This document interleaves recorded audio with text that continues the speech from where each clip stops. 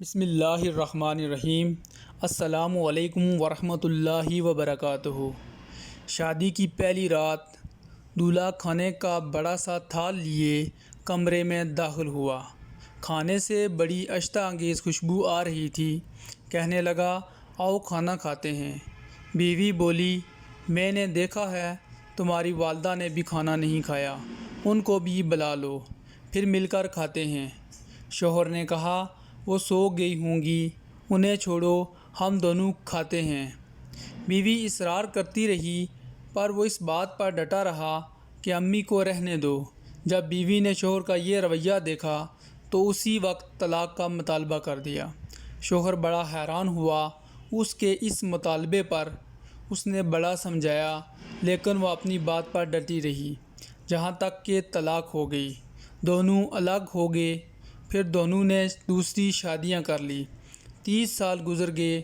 عورت کے بیٹے ہوئے، بہت محبت کرنے والے، ماں کا خیال رکھنے والے، بہت آسودہ حال تھی وہ۔ اس نے ارادہ کیا کہ حج کرنا چاہیے۔ سفر کے دوران بیٹے اس سے کسی ملکہ کی طرح پیش آ رہے تھے، پاؤں زمین پر لگنے نہ دیتے تھے۔ صحرائی سفر تھا۔ راستے میں ایک آدمی پر نظر پڑی جو بہت بری حالت میں، بھوکا پیاسا، بال بکھرے ہوئے، کپڑے پرانے۔ اس عورت نے بیٹوں سے کہا، جاؤ دیکھو کون مسافر ہے، اسے اٹھاؤ، ہاتھ منہ دھلا کر کھانا کھلاؤ، پانی پلاؤ۔ چنانچہ بیٹے گئے، ماں نے جیسا کہا تھا ویسا کیا۔ عورت کی جب اس پر نظر پڑی تو جان گئی وہ اس کا پہلا شوہر تھا۔ کہنے لگی، یہ کیا کیا وقت نے تمہارے ساتھ؟ بولا، میری اولاد نے میرے ساتھ بھلائی نہیں کی۔ عورت کہنے لگی، کیوں کرتی کہ تم نے والدین کے ساتھ برا سلوک کیا تھا۔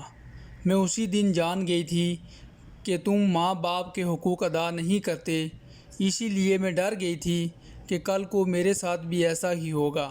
یہ دیکھو آج میں کہاں ہوں اور تم کہاں۔ ماں باپ کے ساتھ برا سلوک اللہ کی نافرمانی ہے۔